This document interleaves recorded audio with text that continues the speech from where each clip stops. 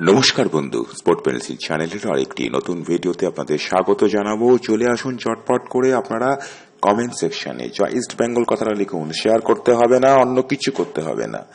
আপনি কি এই মুহূর্তে সদ্য শেষ হবার ডার্বি ম্যাচ দেখে বাড়িতে ফিরছেন স্টেডিয়াম থেকে? আমিও সেরকম একই পথের প্রতীক। ছেড়ে দিন বন্ধু, কমেন্ট সেকশনে কিন্তু অতি অবশ্যই জয় ইস্ট বেঙ্গল কথাটা লিখতেই হবে। একই সঙ্গে ভিডিওর নিচে থাকা সাবস্ক্রাইবার বাটনটিকে কিন্তু একটু ছুঁয়ে দিতে বলবো। বলুন জয় ইস্ট বেঙ্গল ক্লাবের জয়। আসুন একটা বৃহত্তর ইস্ট বেঙ্গল পরিবার গঠন করি। বহু বছর পরে আমাদের সামনে একটা সুবর্ণ সুযোগ এসেছে ইস্ট বেঙ্গল ক্লাবকে নতুন আলোকে দেখার। আজকে দেখলেন তো ম্যাচগুলো, চলুন বন্ধু আসুন সাবস্ক্রাইব করে ফেলুন চ্যানেলটিকে।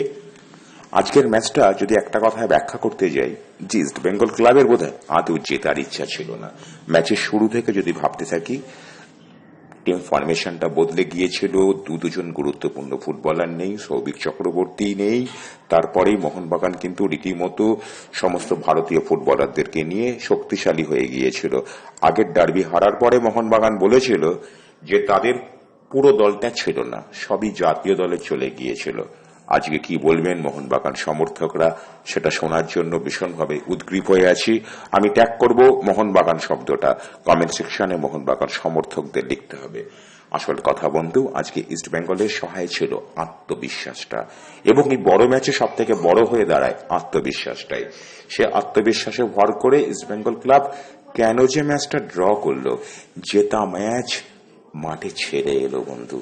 কোচ কার্লোস গুয়ার্দাতকে আরেকবার কুর্নিশ করব যে তিনি দলটাকে এমন ভাবে বেঁধে রেখেছেন যে সাম্প্রতিক ফর্মের বিচারে উরিশেফসি পদানত, এই মোহনবাগান ক্লাবও পদানত। যত পূর্ণাঙ্গ শক্তির দল নিয়ে মোহনবাগান ক্লাব মাঠে নামুক না কেন, এই মরশুমে বারবার তারা পদানত হতে বাধ্য হবে এই ইস্ট বেঙ্গল ক্লাবের কাছে। চুম্বকে যদি আপনাদের কাছে একটা তথ্য আমি অতি অবশ্যই তুলে ধরব, যে দুজন বিদেশি ফুটবলার কিন্তু ইস্ট বেঙ্গল ক্লাবে আজ ছিল না। পরবর্তী ম্যাচ থেকে আমরা তাদেরকে পেয়ে যাব। বেশ কিছু খবর চলে এসেছে যে দুজন যে বিদেশি, মেসি সতীর্থ এবং কোস্টারিকার যে ব্রাউন, তারা কিন্তু শহরমুখী হয়ে পড়েছেন। আজকের ভিডিওতে সে বিষয়টা আমি একেবারে উল্লেখ করব না। সব থেকে যে বিষয়টা আমি উল্লেখ করব সেটা হচ্ছে যে জেতা ম্যাচ মাঠে ফেলে এলো ইস্ট বেঙ্গল ক্লাব। ধন্যবাদ জানাতে হবে কোচ কার্লোস গুয়ার্দাতকে, ধন্যবাদ জানাবো আমরা ক্লেটন সিলেবারকে। ডার্বি ম্যাচে গোল করাটা মোটামুটি অভ্যাসে পরিণত করে ফেললেন ক্লেটন, কিন্তু গত মরশুমে শুনলে অবাক হবেন, সর্বোচ্চ গোলদাতা হওয়া সত্ত্বেও ডার্বি ম্যাচে তার গোল ছিল না। সুদে আসলে পুষিয়ে নিলেন। মোহনবাগান যে দলটা নিয়ে নামিয়েছিল, বলতে গেলে অর্ধেক ভারতীয় দল মাঠে নামিয়ে দিয়েছিল। কোচ কে ছিলেন? আন্তোনিও হাবাসকে একটা কথা বলতে ভীষণভাবে ইচ্ছা করছে। আপনি অত্যন্ত অভিজ্ঞ কোচ, সফল কোচ, কিন্তু কুয়াদ্রাতের কাছে আপনি এখনো অব্দি শিশু মাত্র। কুয়াদ্রাতের চালে আপনি বন্দী হতে বাধ্য। বন্ধু হয়েছে বলেন মোহনবাগান ক্লাবের দায়িত্ব নিয়েছেন, খুব ভালো হয়েছে, কিন্তু ইস্ট বেঙ্গল ক্লাবের সাথে আপনি এবার পাঙ্গা নেবেন না।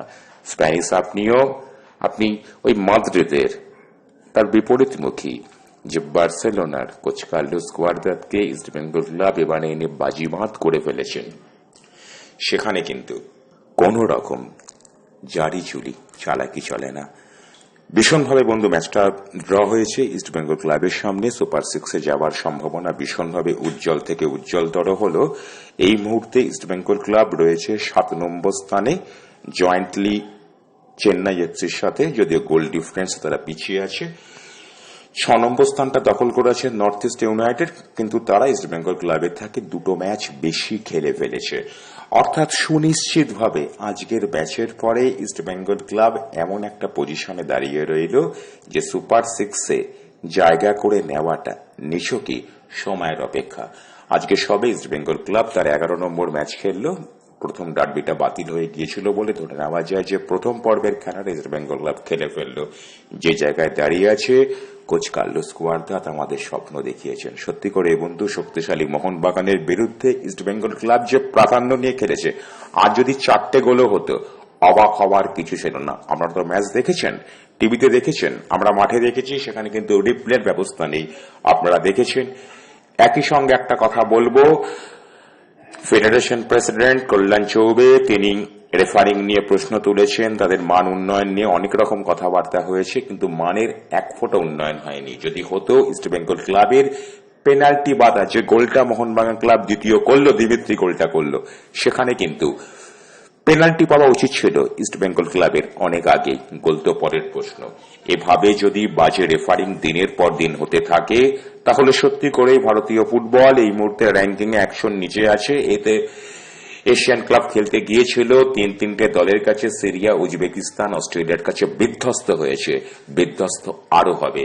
রেফারিং এর যদি মান না বাড়ে, যদি ঠিকঠাক ভাবে সুষ্ঠুভাবে খেলা পরিচালনা করার মতো যোগ্যতা ফেডারেশন নিযুক্ত রেফারিদের না থাকে, তাহলে বাধ্য হয়ে বলতে হয় ভারতীয় ফুটবলের মান ক্রমশ নিচু থেকে আরো নিচু হবে। কারা রেফারি? ওটা পেনাল্টি ছিল। এরকম বঞ্চনার শিকার ইস্টবেঙ্গল ক্লাব গোটা ইন্ডিয়ান সুপার লিগ জুড়ে অনেকবারই হয়েছে, অনেক দলই হয়েছে। আজকে নিরপেক্ষভাবে বলতে হয় এগুলো রেফারিং হচ্ছে না। কল্যাণ চৌবে তিনি প্রাক্তন ফুটবলার, কার বদান্যতায় তিনি ফেডারেশন প্রেসিডেন্ট হয়েছেন সে রাজনৈতিক কথাবার্তায় না গিয়ে জানাই, কল্যাণ চৌবেকে ট্যাগ করে একটা কথা আমি অতি অবশ্যই জানাবো, যে আপনি চেষ্টা করছেন, কিন্তু শুধু চেষ্টাই করছেন, চেষ্টার কোনো ফলপ্রসূ আপনি দেখতে পাচ্ছেন না। বঙ্গ সন্তান কল্যাণ চৌবে এভাবে যে বঙ্গের দলগুলো সব ক্ষেত্রে বঞ্চিত হচ্ছে। আজকে পেনাল্টি ওয়ার্ড ইস্টবেঙ্গল ক্লাবে উচিত ছিল, উচিত অনেক কিছুই ছিল। আপনি কোথায় আছেন, কি করছেন আমি জানি না। অ্যালেক্স ফার্গুসনের সঙ্গে বসে বসে ডিনার খাচ্ছেন কিনা সেটাও বলতে পারবো না। তবে একটা কথা বলি, এরকম রেফারিং করেও লাল হলুদকে কোনোদিন দমানো যায়নি। আপনারা ভালো করে কান খোলা করে শুনবেন, দমাতে পারবেন না। ইস্টবেঙ্গল ক্লাব অপরাজিত, মোহনবাগান ধরাশায়ী, নৌকাডুবির সূত্রপাত। এবার মহাসমুদ্র নৌকাডুবি হবে। আসুন বন্ধু, সবাই মিলে এক বাক্যে বলি, জয় ইস্টবেঙ্গল ক্লাবের জয়। ধন্যবাদ।